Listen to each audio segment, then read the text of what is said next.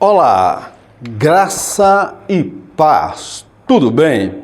Eu sou o presbítero Mauro Lúcio e hoje estaremos mais uma vez no projeto Auxílio ao Mestre, estudando mais uma lição da Escola Bíblica Dominical das nossas igrejas. E a lição de hoje é a lição de número 3, Ética Cristã e Direitos Humanos. Hoje nós faremos um estudo, uma análise dos direitos humanos sobre a ótica cristã. O que a Bíblia fala acerca dos direitos humanos? A Bíblia, ela defende qual postulado?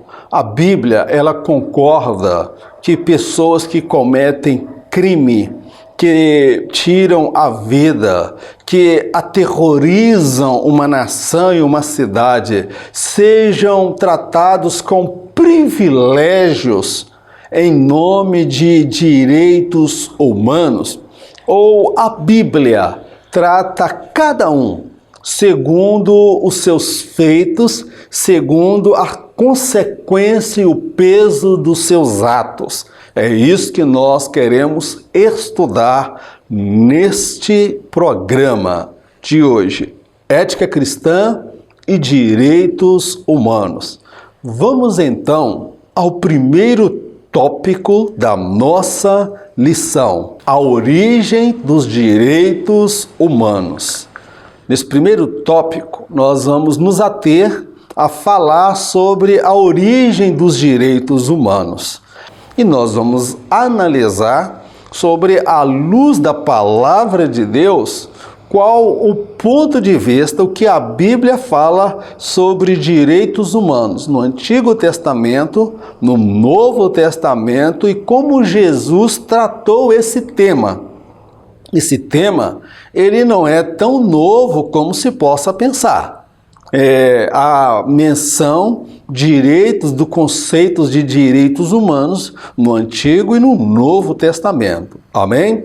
Vamos prosseguir na nossa lição? Subtópico de número 1. Definição de direito. Aquilo que é reto, correto e justo. Direito não é um favor concedido a alguém. Trata-se do reconhecimento de que a dignidade, o direito à vida, à segurança são pressupostos intrínsecos a todas as pessoas, independente do seu credo, cor da pele ou posição social. Todos são iguais perante as leis e perante o Criador. Eu não consegui encontrar uma definição melhor do que aquela que está proposta na lição. Direito é tudo aquilo que é reto, correto e justo. O que não é direito é favor. O direito não é um favor, não é um presente dado a alguém. O marido, ele tem direitos concernente à sua mulher. A mulher, ela tem direitos relacionados ao marido. Então, direito não é um favor. Então, direito é aquilo que a pessoa tem, que lhe é próprio, que lhe é apropriado. Não é que alguém vai dar-lhe alguma coisa, é porque aquilo já está intrínseco, é próprio dela, pertence a ela. Então, esses são os direitos humanos. É direito à dignidade, o direito à vida, o direito à segurança. Isso aí são pressupostos intrínsecos. O que é isso? São condições mínimas do ser humano para viver com dignidade, com direito à vida, com segurança, saúde E poderemos falar várias outras questões. Isto independe do credo religioso. Não é somente para aqueles que servem a Deus, até aqueles que não servem. A Bíblia fala que o sol nasce sobre justos e injustos, sobre bons e sobre os maus. Os direitos humanos, ele independe do credo religioso, da cor da pele, se é branco, se é negro, se é asiático, se é indígena, independe, é um direito do ser humano, ou independe também até da posição social. Então, o direito é aquilo que está intrínseco no ser humano, não é um favor, é o princípio pelo qual o ser humano precisa para viver. Então, perante a lei e perante a Constituição e o próprio Deus, o direito à vida, o direito à dignidade, o direito à saúde é um pressuposto mínimo do ser criado por Deus. Direitos humanos. Amém? Vamos prosseguir na nossa lição? Subtópico de número 2.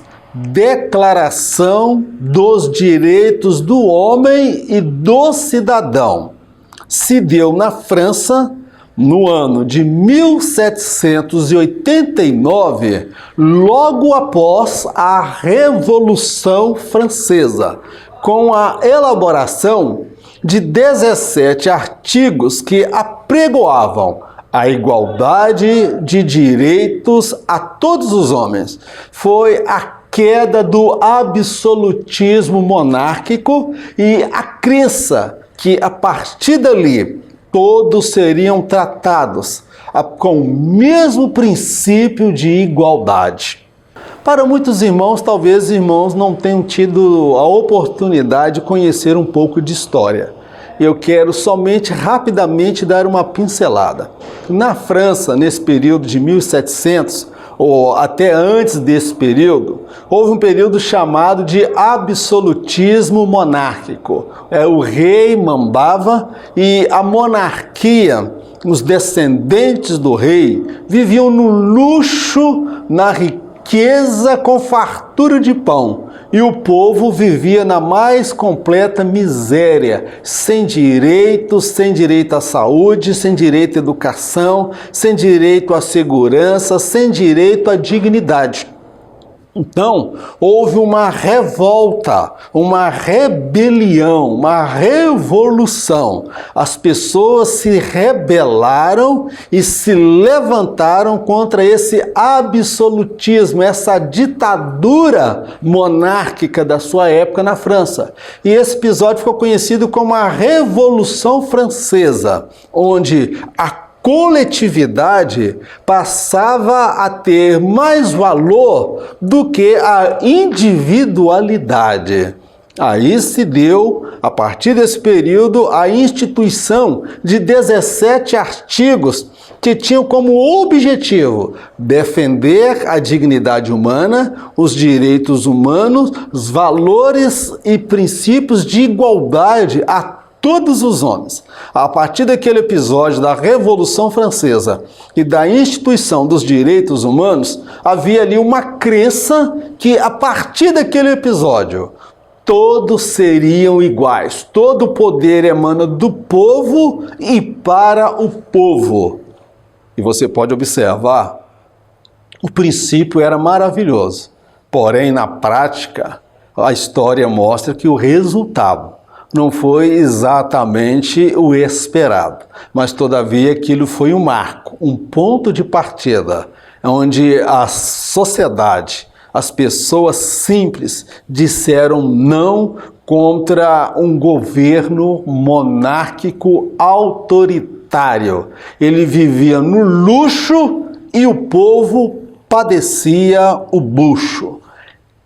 Parece com o nosso Brasil?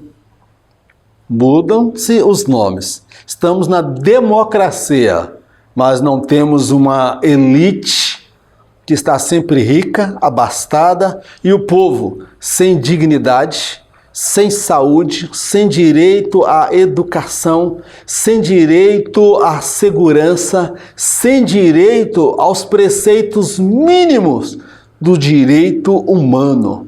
O quadro, ele continua se repetindo. São todos de fato iguais perante a lei? Na teoria, no curso de direito, sim. Mas na prática, quem tem dinheiro consegue pagar advogado na primeira, na segunda, na terceira e na quarta instância.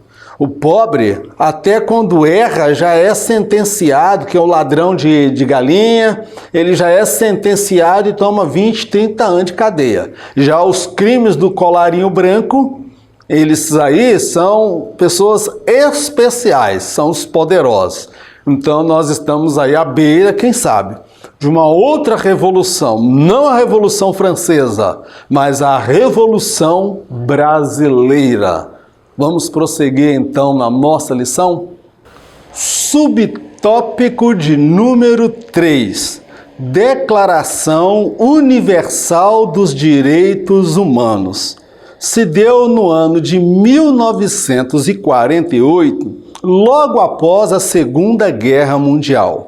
Foi instituída pela ONU e continha 30 artigos reconhecendo os direitos universais e fundamentais de todo ser humano, independente da sua cor, crença ou língua. Embora se tratasse de um ideal utópico, muitos avanços foram obtidos desde então. No ano de 1948, foi o que nós conhecemos como a Declaração Universal dos Direitos Humanos.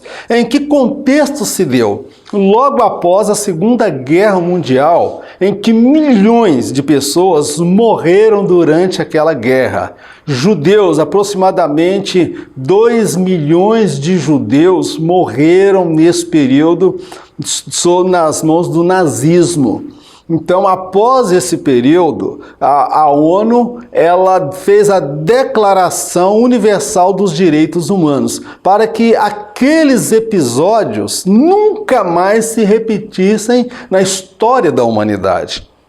Então, eu observo que, vamos dizer, é um preceito utópico, era uma lei utópica que possuía ali 30 artigos, estabelecendo quais os direitos de qualquer ser humano, independente do país, do credo, da cor da sua pele e qual regime de governo ele vivesse. Então eram direitos universais. Eu posso declarar que, dizer para você com toda propriedade, que tratava-se de um projeto utópico. O que é utópico? É bonito no papel, mas na prática ele não surte efeito. Nós precisamos compreender que os direitos humanos, conforme ele foi estabelecido, de lá para cá ele teve de fato vários benefícios, avançou-se em várias questões. Os países estão mais unidos. Quando fala-se de declarar uma guerra, vem sempre a questão dos direitos humanos, ou seja, não é um preceito perfeito, porém é um paliativo. Mas eu observo que todos estes direitos humanos declarados na França e depois pela ONU em 1948, eles são paliativos. Por quê? Porque eles tratam o efeito e não a causa. Dá-se a sensação que esses direitos humanos, ele coloca o homem no centro da questão. Que o homem ele é o causador do problema e o homem também ele é o solucionador do problema. Essas soluções, esses direitos, essas declarações, de certa ponta ela tem o seu valor, mas por trás dela é um perigo, porque eu vejo uma ação antropocêntrica, onde o homem é o centro de tudo.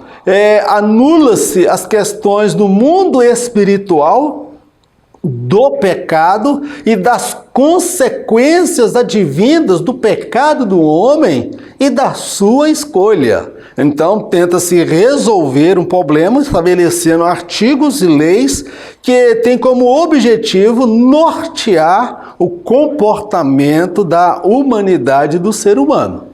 Meu amado, é um projeto que tem lá o seu valor, mas na prática ele é utópico, porque está passível de alguém obedecer ou não, e nós vemos que mesmo com os direitos humanos, na China, em vários outros países, na Coreia, os direitos humanos são totalmente desrespeitados, até mesmo no nosso Brasil aqui. A questão do direito, a dignidade, é muito bonito no papel, mas na prática ela não é tão viável assim. Vamos prosseguir então na nossa lição? Torre de Babel moderna. A Declaração Universal dos Direitos Humanos pode ser comparada à Torre de Babel. Ambas visavam remediar os efeitos e não a causa. A Torre de Babel expressava a tentativa humana de se preservar contra o possível dilúvio, e isto sem reconhecer a razão pela qual o dilúvio ocorreu. Em ambas, Deus foi deixado de lado.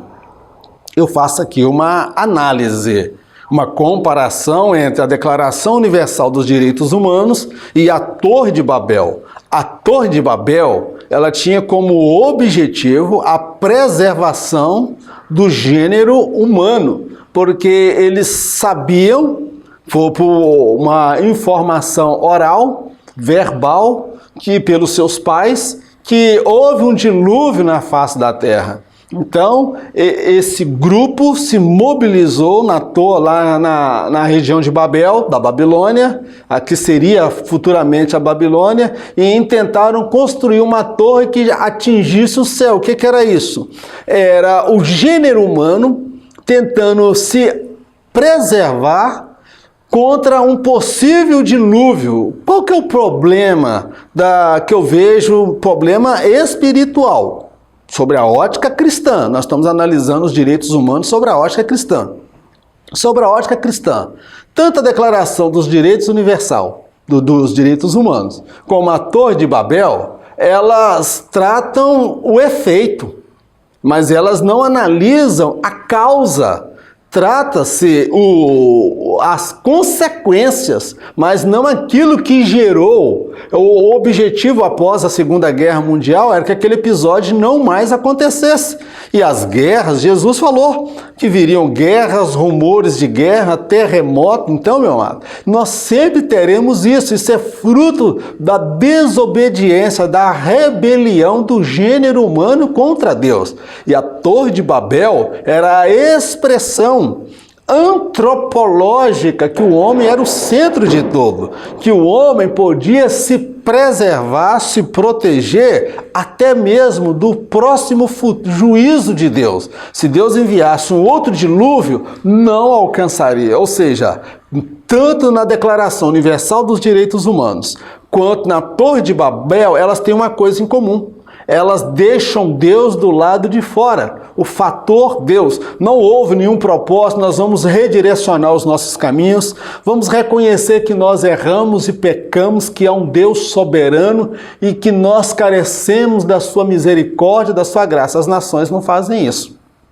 Então, todas essas tentativas lá na França de 1789 e em 1948, eu posso dizer, são apenas paliativos. São importantes, mas são paliativos, porque o problema é muito mais sério. É a mesma coisa que você vê uma pena de uma galinha e você puxar a pena da galinha achando que só tem a pena. E quando você vem e puxa a pena, vem uma galinha inteira. Assim é a questão. De lá na França, na Declaração dos Direitos Humanos, e em 1948, aí pela ONU. Elas estão tratando um efeito, mas não a causa. A causa secundária, primária, que desencadeou todas essas guerras e muitas outras que vieram depois e virão adiante é o pecado humano. O homem afastou-se do seu Criador.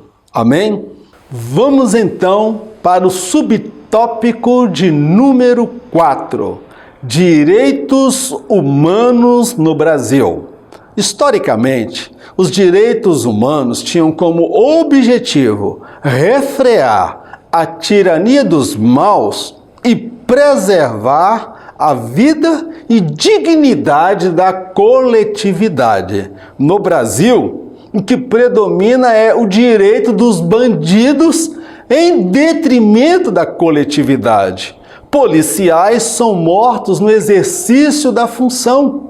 Quando o contrário ocorre, os mesmos são tratados como bandidos. Meu amado, no nosso país nós vivemos uma verdadeira inversão de valores. A Declaração Universal dos Direitos Humanos, ela tinha como objetivo preservar a coletividade, a sociedade da malignidade de pessoas, de ditadores, tiranos que tiravam a vida de massas, destruíam sociedades, faziam um estrago tremendo na vida das pessoas, com um poder de destruição em massa muito grande. Os direitos humanos veio para tratar essas questões, preservar a coletividade. Mas no Brasil, os direitos humanos, a partir dos anos 80, quando estava ainda no período da ditadura, invocava-se os direitos humanos com relação a algumas ações policiais. E o que nós vemos hoje, o quê? Os direitos humanos, pejorativamente, nós no Brasil podemos falar que é o direito dos bandidos. O direito dos bandidos, o que é pior, em detrimento da sociedade. O bandido tem mais direito do que o cidadão de bem. O policial, que ele sai para defender a sociedade, que sai no exercício da sua função, ele é assassinado. Olha, morreu ali um policial, nem é noticiado na grande mídia. Agora, quando acontece o oposto, o policial, no exercício da sua função, ele mata um bandido, aí as emissoras de TV e a rede global faz aquele fuzuê, que aquele que morreu era vítima do sistema, era um pobre coitado. O miserável entra na casa de um chefe de família, mata, estupra, degola e faz o inferno. Antes dele chegar lá na cadeia, já está o grupo dos direitos humanos para defender o bandido. Mas não tem nenhum psicólogo, nenhum terapeuta, ninguém na casa da vítima. Nós vivemos uma verdadeira inversão de valores. Daqui a pouco nós vamos achar normal, na minha época, era normal o cachorro mijar no poste. Mas nós estamos caminhando para uma situação tão invertendo os valores que daqui a pouco vai ser normal o poste mijar no cachorro e as pessoas achar que isso é normal. Então o que nós vemos no Brasil não é direitos humanos. O que nós vemos no Brasil é uma ideologia que protege bandidos, traficantes, aqueles que vivem na ilegalidade, como se os mesmos fossem pobres coitados, marginalizados, descriminalizados pelo sistema, que não tiveram oportunidades. Eu conheço pessoas que moram na favela, que faz faculdade, faz curso superior, que corre atrás e consegue mudar a sua realidade de vida. Mas eu conheço também pessoa que mora na favela, que não trabalha, não estuda, só quer ficar na malandragem, não se esforça, não corre atrás. E depois vai usar o discurso de vitimismo, é vítima da sociedade. Meu irmão, a gente precisa parar com essa hipocrisia. E a gente que é cristão, a gente precisa abrir o olho.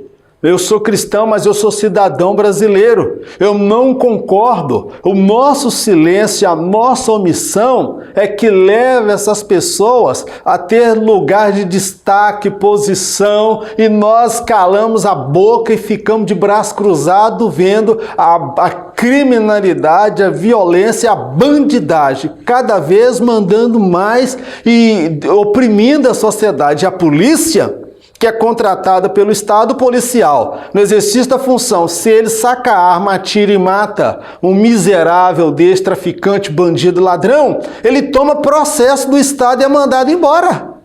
Ou como pode uma situação dessa? E nós achamos isso normal. A mídia trabalha isso como se o bandido fosse o herói.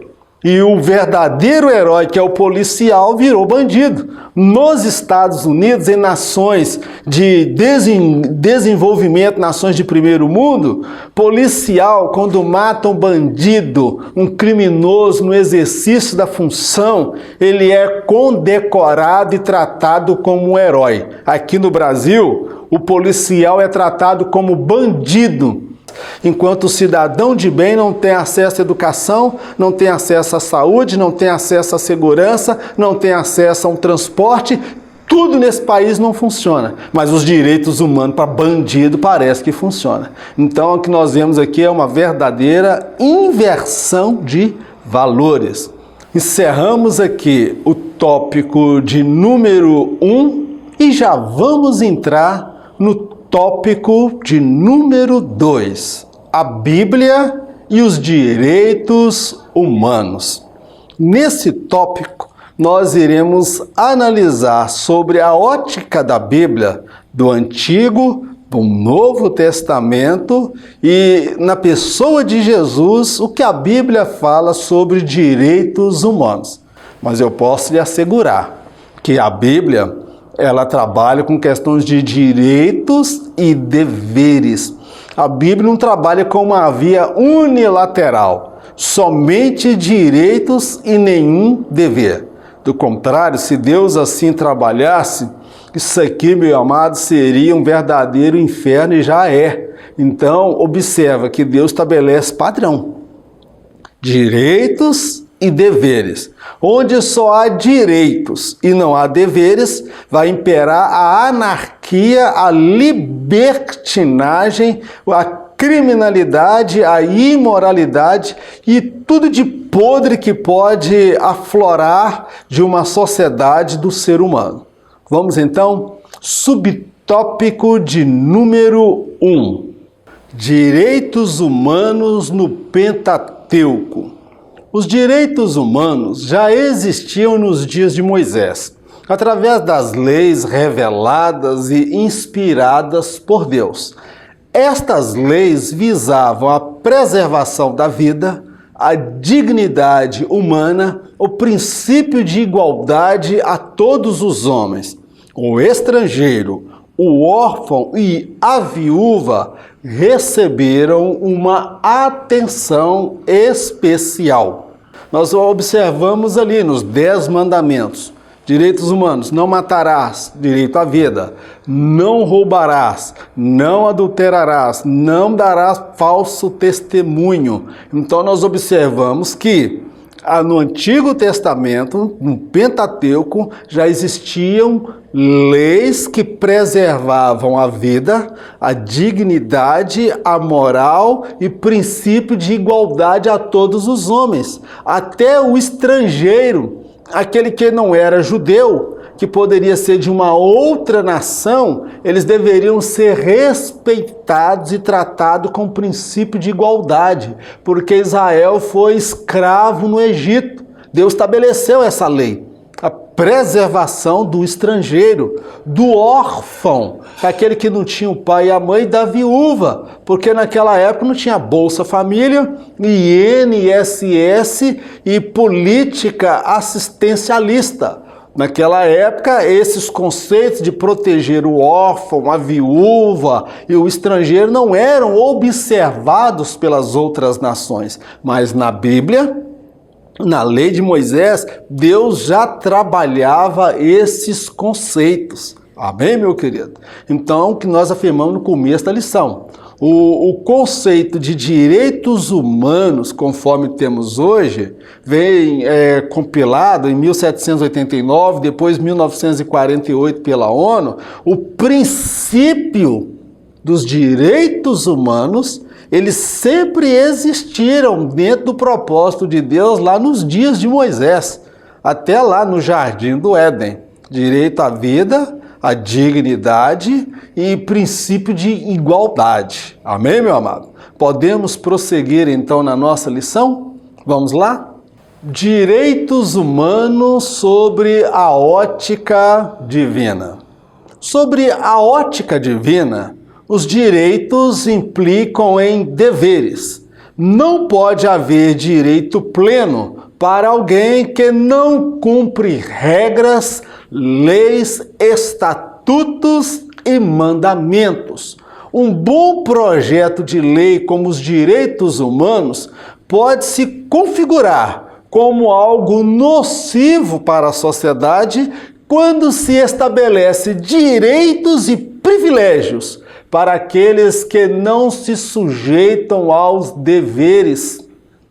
Meu querido, sobre a ótica divina, a Bíblia fala, por exemplo, Deuteronômio capítulo 28, as bênçãos e as maldições. As bênçãos decorrentes da obediência a Deus e as maldições decorrentes da desobediência a Deus. As promessas de Deus, elas são condicionais. Se há de virá sobre ti e te alcançarão todas estas bênçãos, entre aspas, quando ouvires a voz do Senhor teu Deus. Então, sobre a ótica divina, não há pleno direito para aqueles que não andam segundo a lei, que não observam regras, que não cumprem com o seu papel, que observa os estatutos e os mandamentos. Como alguém que não cumpre com o seu dever, vai exigir direitos. Seria algo parecido como alguém que não trabalha, não presta serviço, não comparece ao trabalho, mas no final do mês ou no começo do mês ele aparece para receber o salário. Isso acontece no Brasil, em Brasílias e prefeituras. A pessoa não trabalha, é o funcionário fantasma, que não trabalha, não faz nada, mas ele todavia aparece para receber. Deus não faz isso não. Deus é o seguinte, você faz a tua parte. Cumpre. O que Deus disse para Josué? Olha, eu irei contigo, serei contigo todos os dias, mas toma o cuidado de fazer conforme tudo que está escrito. Nesta lei, medita nela de dia e de noite. A Bíblia fala de direitos e deveres. Agora, quando nós vemos um projeto como a Declaração Universal dos Direitos Humanos, em que se retira os deveres, porque o pressuposto dos direitos humanos é que ele está lidando, tratando com pessoas que observam normas, regras e condutas. Agora, quando pega uma lei dessa que tinha como objetivo resguardar as pessoas de bem, nós observamos que tira a parte dos deveres e estabelece somente os direitos. Aí vai virar um caos na sociedade. É o que nós estamos vendo no nosso Brasil, é o que nós estamos vivenciando no nosso país. Pessoas que não observam leis, pessoas que não observam regras, Constituição, um ex-presidente que roubou descaradamente, não quer ir para a cadeia, não quer cumprir pena e tem quem o apoia. Agora, eles recorrem à lei, advogados em segunda, terceira, quarta e vão criar até a quinta instância para ele e a família dele. Mas pera lá, direitos de bandido? Direito de ladrão? Qual a diferença que tem do traficante no morro, com fuzil na mão, com os políticos de Brasília? A diferença é que o traficante no morro mata com fuzil, quem compra e não paga. E os de Brasília, os engravatados, não todos, mas uma boa parte deles, matam com a caneta e em nome da lei. A lei parece que não serve para eles. A lei da prisão em segunda instância, que é um tema que está em voga aí na nossa sociedade, ela não é para o pobre, o ladrãozinho, o traficante, não. Estamos falando da corrupção. Pessoas do colarinho branco que querem se valer da lei. Para obedecer à lei não pode. Isso é uma verdadeira inversão de valores que nós estamos observando. Só pode haver direito pleno para aquele que anda em concordância com a lei. E aquele que anda na criminalidade, na marginalidade, ele tem os direitos, mas não os direitos plenos, como tem um cidadão de bem. Isto sobre a ótica divina. Vamos prosseguir na nossa lição? Subtópico de número 2. Direitos humanos nos evangelhos. Jesus pregou e ensinou, através de seus atos, preceitos de direitos humanos. Ele comeu com os publicanos quando eram odiados pela sociedade da época. Conversou com a mulher samaritana à beira do poço. A mesma era desprezada e discriminada pela sociedade. Jesus colocou as mãos sobre um homem leproso, restaurando-lhe não só a saúde, mas devolvendo-lhe a dignidade humana. Observa, Jesus ele falou, olha, os direitos universais da humanidade são esses. Não, se você pegar lá, por exemplo, o Sermão da Montanha, ou as Bem-aventuranças, Jesus ele estabelece preceitos morais, éticos, que vêm nortear o comportamento do ser humano. Quando você observa Jesus, ele sentando, entrando na casa de Mateus, o publicano, na casa de Zaqueu, eles eram odiados, discriminados, as pessoas tinham ódio, preconceito contra a profissão que eles exerciam por defender os interesses de Roma em detrimento da nação judaica. Jesus entrou na casa deles. Jesus ele conversou com uma mulher que era tida como uma pervertida, imoral, destruidora de lares e de casamento. Jesus sentou com ela, conversou com ela. Então Jesus olhou para além das fraquezas, das falhas dela, ele viu uma alma carente, sedenta, era uma mulher discriminada da sociedade. Jesus, ele impôs as mãos também sobre um leproso, o que era algo jamais aceitável dentro da cultura judaica. Curar alguém no sábado não podia fazer isso. Então Jesus, ele de certa forma, ele quebrou muitos paradigmas, tabus da sua época, porque ele olhava para o ser humano. Quando ele põe as mãos sobre o leproso, Jesus não curou, não foi apenas a lepra. Jesus restaurou a dignidade daquele homem, que aquele homem não podia viver mais em sociedade. Aquela mulher, Jesus restaurou nela a sua dignidade. Quando ela se arrepende, muda de vida. Jesus resgatou a dignidade de Mateus e de Zaqueu, quando ambos se arrependeram e compreenderam que precisavam mudar de vida. E o que essas pessoas têm em comum? Ambas se arrependeram e tiveram a vida transformada e a dignidade resgatada. Este é o conceito de direitos humanos nos evangelhos. Poderíamos falar muito mais outras causas e questões aqui, mas o tempo não nos permite. Vamos prosseguir então para um outro momento da nossa lição? Subtópico de número 3. Direitos humanos em Paulo. Paulo era um homem esclarecido concernente às leis civis e à lei mosaica, possuidor de dupla cidadania, a judaica e a romana. Quando se fazia necessário, ele se valia da cidadania romana e seus direitos assegurados na lei. a falta de conhecimento acerca dos direitos assegurados pela cidadania contribui para a perpetuação das injustiças sociais. Observa a vida de Paulo, os direitos humanos na vida de Paulo. Paulo, ele era um homem, segundo alguns teólogos afirmam, ele era doutor da lei, talvez um advogado.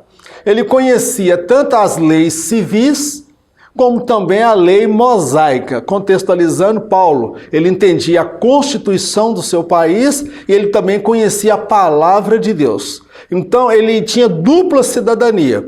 Ele era judeu, mas também ele possuía a cidadania romana. E observa que em várias ocasiões Paulo se valeu da sua cidadania romana. Por que ele se valeu dessa cidadania? Porque ele sabia dos seus direitos. Ele sabia da sua cidadania, das obrigações, dos deveres de pagar imposto a Roma. Ah, é lícito pagar imposto a Roma? Ninguém queria pagar o imposto, mas só tem uma coisa. Quando ameaçaram matar Paulo, um grupo de judeus que fez o jejum e juraram que não comeriam até que matassem Paulo, e o sobrinho de Paulo ficou sabendo, foi lá, avisou Paulo, ele mandou chamar o guarda, falando da conspiração contra a vida dele, que ele era cidadão romano. Em que aquele guarda, aquele comandante, ele colocou então, meu querido, um monte de soldados para proteger Paulo. E ninguém matou Paulo. Paulo foi escoltado até para Roma. Ou seja, ele era uma pessoa esclarecida acerca dos seus direitos e também dos seus deveres enquanto cidadão romano, cidadão do céu e enquanto judeu. Paulo tinha um pleno esclarecimento. E o que eu destaco aqui, que a falta de conhecimento dos nossos direitos enquanto cidadãos brasileiros da nossa cidadania é que contribui para a perpetuação das injustiças sociais. Porque o povo não sabe dos seus direitos, não sabe o que o Estado, a obrigação do Estado. Se sabe, não tem coragem de correr atrás ou quem lute por eles. Então eu vejo que nós somos cristãos. Mas, não, eu vou morar no céu quando chegar lá. Não, meu irmão, eu vou morar no céu também. Mas enquanto eu estiver aqui na terra, eu tenho leis que me protegem. E eu não posso abrir mão da minha cidadania brasileira. Quando eu falo com relação concernente o que eu penso acerca de ideologia de gênero, relação homoafetiva, eu falo como cidadão brasileiro, como eleitor, que eu quero os meus direitos preservados. Eu quero meus direitos preservados. Isso é direito, não é favor do Estado, não. E muitas vezes nós cristãos abrimos mão dos nossos direitos, coisa que nem a Bíblia ensina, irmão. Não, essa causa está na mão de Deus, mas ele deixou aí as leis, as instituições, a Bíblia fala, queres não temer as autoridades? Faz o bem e encontrará louvor delas. Então, meu querido, nós precisamos observar a lei, guardar a lei, os preceitos da lei. Um episódio, o meu sobrinho, com 14, 15 anos de idade, ele foi agredido na porta da escola por 3 elementos. Quando eu soube do fato, sabe qual foi minha decisão? Correr atrás dos adolescentes que bateu nele? Não. Peguei meu sobrinho, fui até um posto de polícia, fiz um boletim de ocorrência e chamaram os policiais que trabalhavam especificamente com escolas, que ele foi agredido na porta da escola. Peguei o meu sobrinho, fui com ele até a escola, comuniquei a diretora com um boletim de ocorrência e a polícia veio e quando ali compareceu, pediu à diretora, liga para casa desse infrator delinquente agora. E fala para a mãe dele que ela tem tantos minutos para chegar aqui. Se ela não chegar aqui, nós vamos lá buscar esse menor. Nós vamos lá buscar esse delinquente, esse infrator. E em pouco tempo o agressor apareceu. Depois do final do processo, eu disse para o meu sobrinho, anda direito, observa as leis do seu país, seja uma pessoa de bem. Porque se você estivesse do outro lado batendo em alguém, eu não estaria aqui para te defender. Quando você anda dentro da lei, dentro da verdade, dentro dos seus, o que prescreve a lei, você tem a família, o Estado, a polícia, a escola, todas as instituições ao seu favor, mas quando você decide andar no caminho errado, todas essas instituições irão te reprovar e você vai ser penalizado. Amém? Vamos então a um outro momento da nossa lição. O tempo hoje está curto, não está? Tem que apressar aqui para dar tempo. Tópico de número 3. A igreja e os direitos humanos. Nesse tópico nós vamos abordar o papel da igreja em relação aos direitos humanos. Vamos lá? Subtópico de número 1. A igreja e o trabalho escravo. No sistema capitalista impera a exploração da mão de obra. O trabalhador não tem acesso ao valor justo pelo trabalho prestado. O sistema contribui para que ricos continuem cada vez mais ricos e o pobre cada vez mais pobre. A igreja não conseguirá mudar esta realidade, mas não pode ficar indiferente ao tema. O sistema capitalista, ele é, de certa forma, imoral, porque aquele que detém o capital, ele vai explorar, vai sugar. Embora nós temos leis no nosso país que tentam defender o trabalhador, mas com esse salário mínimo que está aí, pelo amor de Deus, isso é misericórdia. Então, esse sistema aí, meu irmão, é um sistema que a igreja, ela não vai conseguir mudar.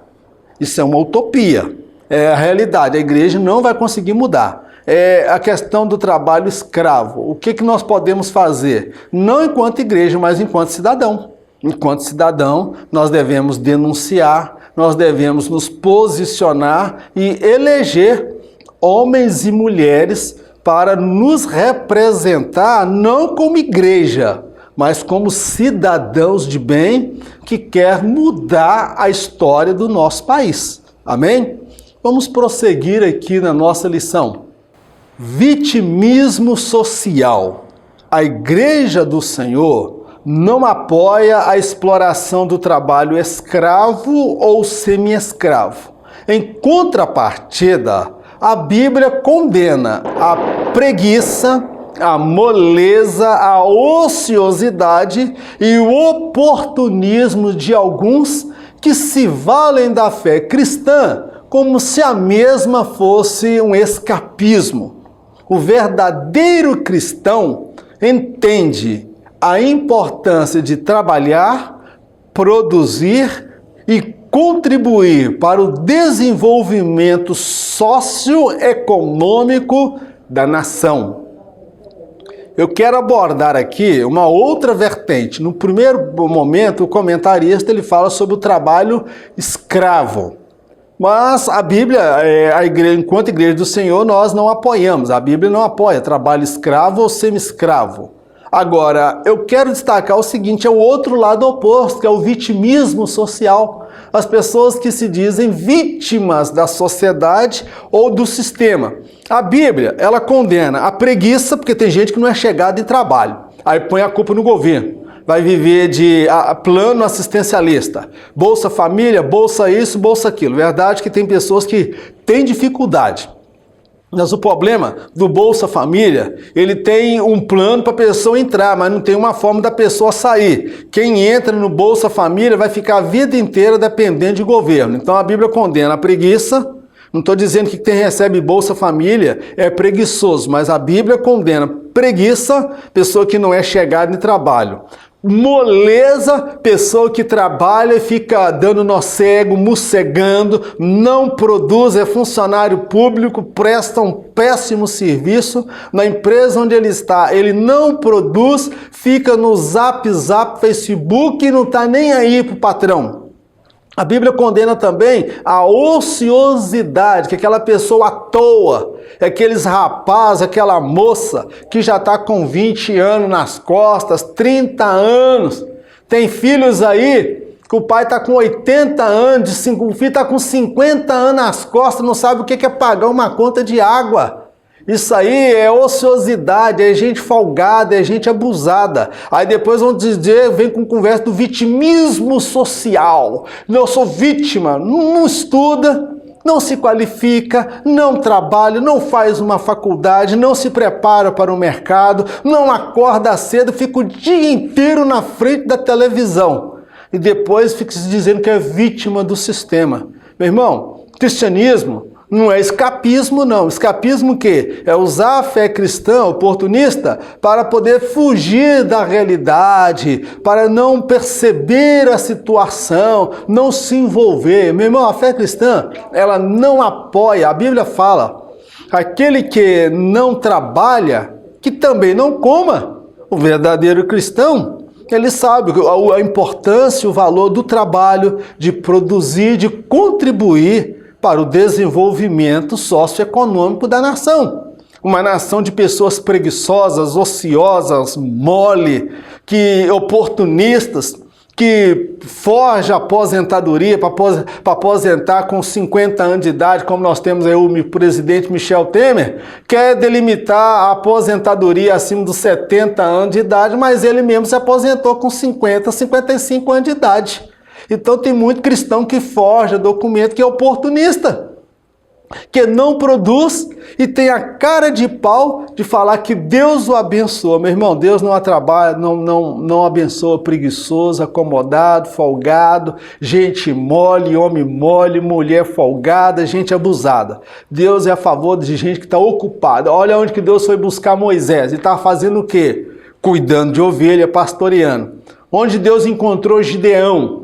Gideão estava debulhando trigo no lagar, estava trabalhando. Onde Deus encontrou Davi, trabalhando. E onde o profeta Natan encontrou os irmãos de Davi? Tudo em casa, só Davi trabalhando. O que eu entendo com isso? Deus está à procura de pessoas que estão ocupadas, pessoas que trabalham, pessoas que produzem, pessoas que vivem folgado, pendurado nas costas dos outros. Eu acredito que pode até ser salvo em Cristo Jesus, mas não viverão, não exercerão de fato aquilo que Deus tem para as suas vidas e nunca vão receber a bênção de Deus completa. Amém? Vamos prosseguir na nossa lição? A igreja e os prisioneiros.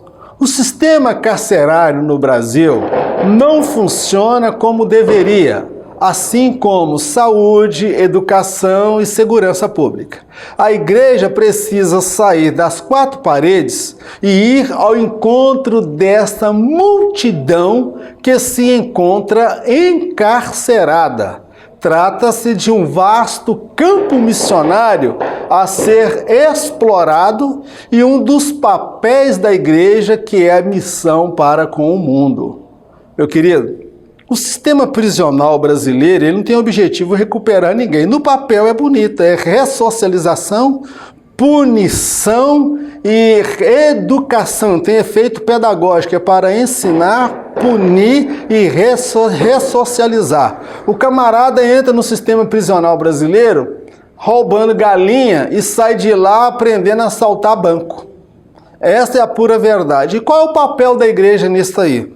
Meu querido, eu vejo que os presídios, temos uma população aí de aproximadamente mais de 500 mil pessoas. Já pensou que são 500 mil almas para a gente ganhar?